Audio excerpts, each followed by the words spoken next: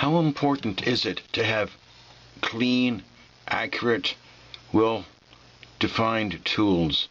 Very, very important. Just having your graver, right-sided, bright-cutting graver, sharp and crisp and clean. So your hammer face has to be that. Now I've got a worn down emery paper disc. I don't want a coarse one. I just want to smooth over any marks on the face of the hammer. Just going over it slightly. And once this is done, I will examine it with a loupe to make sure there's no deep gouges in the hammer. No, I don't hit nails with it, but I want to make sure that all these marks are removed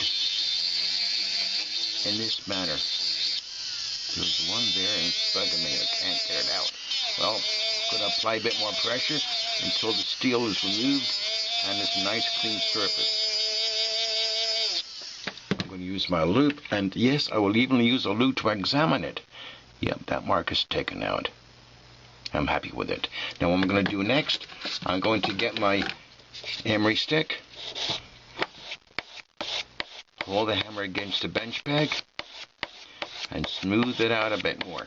So now I finish with the emery wheel, now using number 1 emery board.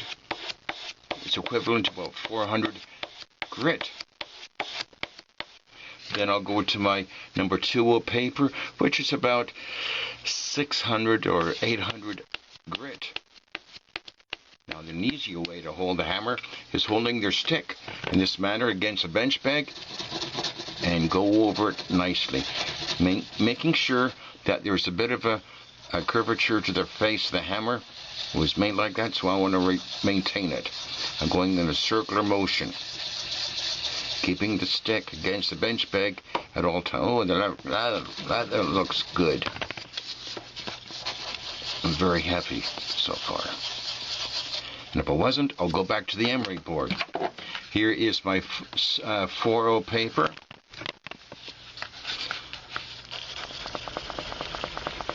Apply a lot of pressure to the paper because I want to make sure there's no marks left on this hammer face. Oh, look, can you see that?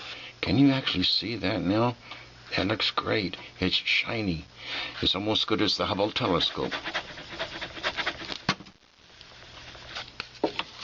And then I'm going to go to my 6-0 paper, which is about the 1200 grit. Circular motion. Here you can see it better now. I'm looking through the camera, making sure you can see what I'm doing. Oh my goodness. Is that nice and clean?